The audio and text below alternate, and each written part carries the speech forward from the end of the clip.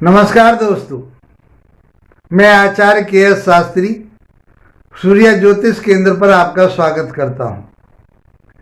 मित्रों, आज चर्चा हम मिथुन राशि वाले जातकों के लिए करेंगे कि मिथुन राशि वाले जातकों के लिए ये शनि का गोचर जो राशि परिवर्तन कर रहे हैं 29 मार्च 2025 को, ये कैसा रहने वाला है। ये 2.5 वर्ष तक अब ये अपनी मूल त्रिकोण राशि कुंभ को छोड़ करके मीन राशि गुरु की राशि में आ रहे हैं। तो क्या प्रभाव देंगे आपके जीवन में। अब तक आपने बहुत संघर्ष, परिश्रम और ये सब चीजें देखी और उसका फल जैसा भी मिला वो आपके सामने है। उन सारी बातों को छोड़ करके अब आगे की बातों को समझना चाहिए और इस ज्योतिष के माध्यम से आगे का रास्ता अपना अच्छा बनाना चाहिए। आइए मित्रों, समझते हैं कि शनिदेव आपके लिए क्या देने वाले 2.5 वर्ष के लिए। इसमें भी उतार चढ़ाव रहेंगे, कभी मार्गी होंगे, कभी बकरी होंगे, कभी अस्त होंगे। ये सब चीजें हम आपको समय समय पर बताते रहेंगे। अभी ये राहु के साथ पहुंचे जा रहे हैं मई तक। अभी राहु मई तक में यहीं पर रहेंगे, मीन राशि में रहेंगे और ये मीन राशि में पहुंच जाएंगे राहु के साथ। क्या प्रभाव देंगे, तो पहले हम शनिदेव को समझते हैं। तो शनिदेव को कर्मदाता कहा गया है, परिश्रम के दाता कहा गया कि परिश्रम कराने वाले हैं, कर्म कराने वाले हैं। और कर्म कौन से? अच्छे कर्म कराने वाले हैं, बुरे कर्म नहीं। लेकिन मई तक राहु के साथ हैं तो डिस्टर्ब हो जाओगे आप, शॉर्टकट की तरफ को जाओगे। शनि कहेंगे नहीं रास्ते पर चल, और राहु कहेगा नहीं रास्ते से कुछ काम नहीं चलता है, ऐसे ऐसे होता है दुनिया में। तो इस चीज से आपको अभी बचना है, समझदारी से काम लेना है। फिर भी बताऊंगा आगे। तो ये कर्मदाता कहे गए हैं, न्यायदाता कहे गए हैं, न्यायाधीश कहे गए हैं। और ये किसी फल को देने में देरी लगाते हैं। ये नहीं है सडनली। राहु तो सडनली चाहता है, सडनली काम कराने के चक्कर में रहता है कि ये ले पकड़, तू हो जा भाई खुश। लेकिन शनि ये परिश्रम कराते हैं, मेहनत कराते हैं, जब फल देते हैं। और आज व्यक्ति ये सोचता है कि मैंने इतना कुछ कर लिया और उसका मुझे फल प्राप्त नहीं हो रहा। फल तो अवश्य मिलेगा आपके लिए, देरी से मिलेगा, डिले ही सही, लेकिन अवश्य मिलेगा यदि आपने सच्चे मन से अपना काम किया है। अब आपकी राशि के मुताबिक ये कौन कौन से भाव के स्वामी हैं, तो ये 8वें भाव के स्वामी हैं और आपके भाग्य स्थान के स्वामी 9वें भाव के स्वामी हैं। बैठे कहाँ है ये आपके कर्म क्षेत्र में बैठे हैं। तो देखिए, कर्मदाता कर्म क्षेत्र में बैठे, गुरु की राशि में बैठे। अब गुरु क्या है? वो तो आपके लिए संस्कारों से जोड़े हुए पड़े हैं, सामाजिक प्रक्रिया से जोड़े हुए हैं, धर्म कर्म से जोड़े हुए पड़े हैं, अच्छी बातों से जोड़े हुए। तो वही बात ये करेंगे, भाई धर्म कर्म पर भी चल, अच्छी बातों को समझ ले और मैं तेरा साथ दे ही रहा हूं, तू परिश्रम करे जा, फिर तुझे फल अवश्य मिलेगा। तो 2 जगह के स्वामी होकर के तीसरी जगह बैठे हैं। अष्टम भाव आयु का होता है, श्रगलों का भी होता है, गुप्त धन का होता है, विद्या का होता है, उसके बारे में बात करेंगे। 9वां भाव आपका किसका है? आपके भाग्य का है, आपका धर्म का है। 10वां भाव में चल रहे हैं, तो 3 भाव तो ये हो गए। इनके पास 3 दृष्टियां होती हैं, जहां बैठे वहां से तीसरे भाव को देखेंगे। तीसरा भाव कौन सा? 12वें भाव को देखेंगे, 10वें भाव में बैठ करके, और चौथे भाव को देखेंगे और 7वें भाव को देखेंगे। बहुत अहम भूमिका के भाव हैं ये घर जो है बहुत श्रेष्ठ घर है, जहां इनकी दृष्टि जा रही है। 12वां भाव और आपका 4था भाव और आपका 7वां भाव। तो आपका दाम्पत्य कैसा रहेगा, माता के साथ संबंध कैसे रहेंगे, संतान के साथ कैसा आपका रुझान रहेगा, काम आपका कैसा चलेगा, बिजनेस आपकी कैसी रहेगी, नौकरी में कितना बदलाव होगा, भाग्य कितना साथ देगा, जो आपका पैसा डूबा हुआ मिलेगा या नहीं मिलेगा। ये सब चीजें बहुत सटीकता से समझेंगे। मित्रों, वीडियो के लास्ट तक अवश्य बने रहें। जो अब तक आपने झेला शनि का प्रभाव जैसा भी आपको मिला उसको भूल जाइए और अब आगे की बातों को समझ लीजिए कि आगे आप शनिदेव आपको क्या देने वाले हैं।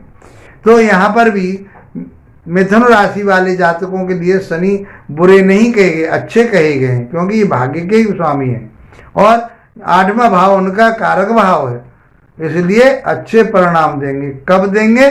जब आप परिश्रम, मेहनत और न्याय के रास्ते पर चलेंगे, क्योंकि यही तो चीज इनके पास है। न्याय पर चलना, न्यायाधीश कहा गया है, परिश्रम कराना, संघर्ष कराना और फल देना। कालपुरुष की राशि में 10वें और 11वें भाव के स्वामी, इसीलिए तो कहे गए कर्म के दाता और फलदाता। 10वां भाव कर्म का, 11वां भाव फल का। मित्रों, इस प्रकार से शनि को हम समझेंगे और आपके लिए ये क्या प्रभाव देंगे।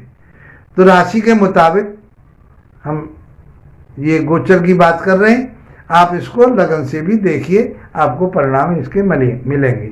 यदि जो परिणाम बताए जा रहे हैं ये ना मिले आपको, तो आपकी जन्म पत्रिका में कहीं शनि की स्थिति अच्छी नहीं है, वो नीच के हैं या बकरी हैं या पापी गिरोह ने उनको घेर रखा है, पाप कर्तरी में, ये सब चीज़ें आपको अपनी जन्म पत्रिका से प्राप्त होंगी।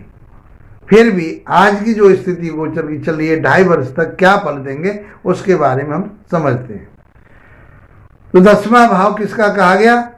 कर्म का कहा गया। कालपुरुष की राशि में वहां के ये स्वामी होते हैं, कर्मदाता के कर्मदाता इसीलिए कहा गया है। अब ये गुरु की राशि में चल रहे हैं, तो नीति धर्म पर चलिए आप, धर्म कर्म पर चलिए आप, तो आपके लिए मैं आपके जो कर्म है, जो आपका काम है, जो आपका व्यवसाय है, जो आपका व्यापार है, जो आपकी नौकरी है, उसमें मैं बढ़ोतरी करने वाला हूं। अब आप तैयार हो जाइए, ये शनिदेव आपके लिए आज्ञा दे रहे हैं।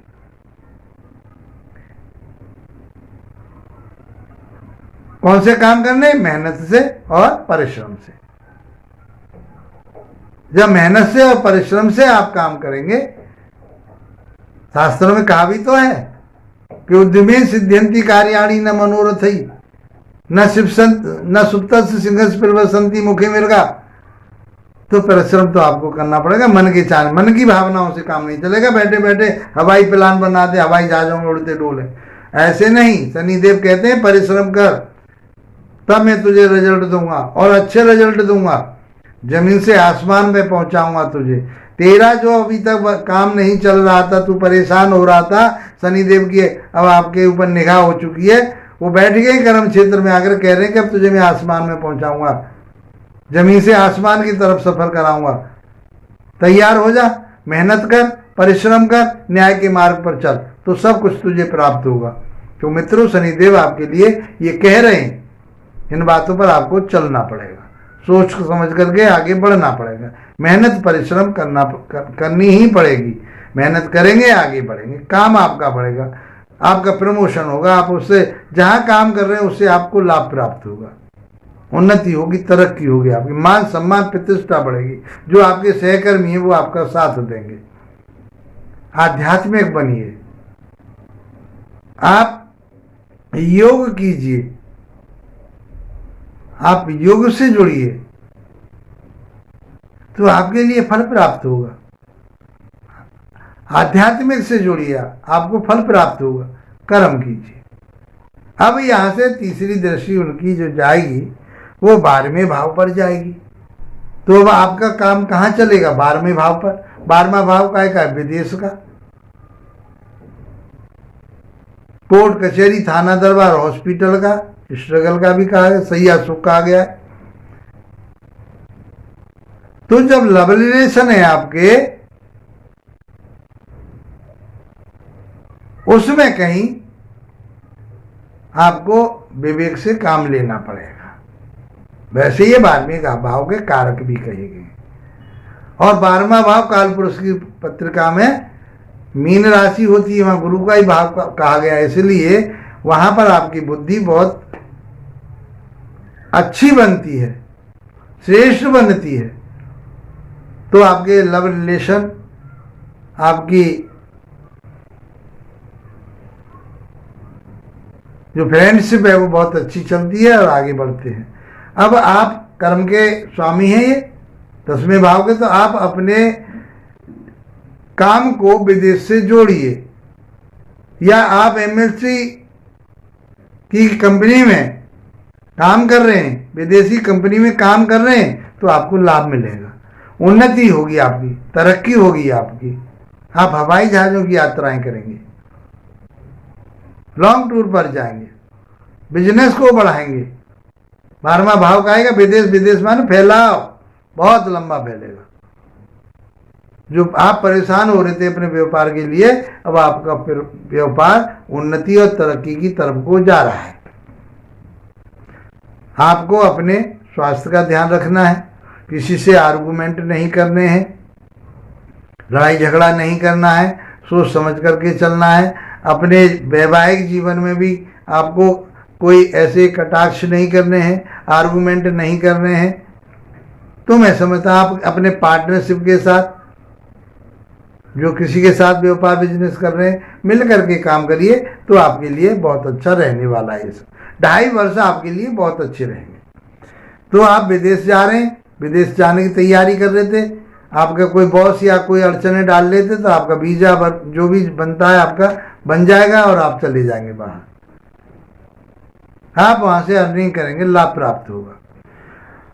तीसरी दृष्टि के बाद में हम बात करें 7वीं दृष्टि, तो 7वीं दृष्टि जो जाती है वो चौथे भाव पर जाती है, और चौथे भाव के भी जमीन जायदाद के कारक माने जाते हैं। चौथा भाव पर दृष्टि जाना, माता की सेहत को ध्यान में रखना है, माता से अच्छे संबंध रखने हैं, उनसे प्यार से बात करनी है, उनके साथ मिलकर के रहना है, उनकी इज्जत करनी है, तो आपका काम व्यापार बिजनेस बढ़ेगा। आप भवन वाहन लेना चाह रहे थे, वाहन लेना चाह रहे थे, ले लेंगे। आप मकान बना रहे थे, इस पीरियड में आप मकान बनाते हैं तो शनिदेव ने आपके लिए खुली छूट कर रखी है, तो बढ़िया से बढ़िया मकान बनाएंगे। आपके रिश्तेदारियों में भी ऐसा मकान नहीं हुआ, ऐसा मकान बना पाएंगे, वो स्थिति आपकी शनिदेव करके छोड़ेंगे। उसके लिए आपको क्या करना है कि कह रहे हैं परिश्रम तो कर, मेहनत तो कर, मैं तो देने के लिए बैठा हूं तैयार, तू लेने वाला तो बन, सच्चाई पर चल, आगे बढ़, परिश्रम कर, तो मैं सब कुछ दूंगा, तुझे भूमि दूंगा, भवन दूंगा, वाहन दूंगा, सब कुछ दूंगा, तुझे मान सम्मान प्रतिष्ठा दूंगा, पैतृक संपत्ति में जो विवाद था वो भी तेरा समाप्त कर दूंगा। ये शनिदेव की आप तुम्हारे ऊपर दृष्टि आ चुकी है। बात करते हैं हम 10वीं दृष्टि की। 10वीं दृष्टि आपके 7वें भाव पर जा रही है। 7वां भाव 10वें से 10वां कहा गया है, इसलिए दैनिक व्यापार, रोजंदारी की जो आमदनी है उसमें बढ़ोतरी होगी। 7वां भाव आपके पार्टनरशिप का कहा गया है, वो बहुत अच्छा चलेगा। 7वां भाव आपका दाम्पत्य वैवाहिक जीवन कहा गया है, वो बहुत अच्छा चलेगा। कब चलेगा? जब आप ईमानदारी से काम करेंगे, मेहनत से काम करेंगे, तो आपका व्यापार बिजनेस बहुत अच्छा चलेगा, दैनिक आमदनी आपकी बढ़ेगी। आर्गुमेंट ना करें, तीखापन ना बोलें, आलस्य को त्यागें, तो मैं समझता हूं क्योंकि आलस्य के भी कारक कहे गए, तो आपका ये सब कुछ आगे बढ़ने वाला है। परिवार आपका बढ़िया रहेगा, आपका वैवाहिक जीवन अच्छा रहेगा, पार्टनरशिप आपकी अच्छी चलेगी, पैतृक संपत्ति का जो विवाद वो सब समाप्त होगा, भूमि भवन वाहन आप ले पाएंगे। तो ये तो बहुत गोल्डन पीरियड है आपका शनिदेव का 2.5 वर्ष के लिए। तो आप खूब कमाइए, आगे की बातें जब आगे चलेंगे शनि, फिर आगे बातें करेंगे, और इसमें उतार चढ़ाव जैसा भी होता रहेगा, बीच बीच में हम आपके लिए शनि की चीज़ों से अवगत कराएंगे। मई के महीने तक आपको थोड़ा सा संभल करके चलना है, क्योंकि मई के महीने तक शनिदेव राहु के साथ चलेंगे। दोनों की जो प्रवृत्ति है एक जैसी होती है। आलस को त्यागिए, आगे बढ़िए। मित्रों, यदि ये मेरा वीडियो आपके लिए लाभप्रद है, आपको कुछ रास्ता बताने वाला है, तो इसको लाइक शेयर सब्सक्राइब अवश्य कीजिए। मेरे चैनल को सब्सक्राइब तो अवश्य कीजिए, ताकि और वीडियो आपको मिल सकें। कुंडली विश्लेषण कराना चाहते हैं, व्हाट्सएप नंबर पर संपर्क कर सकते हैं। इसी के साथ आप लोगों का धन्यवाद। नमस्कार।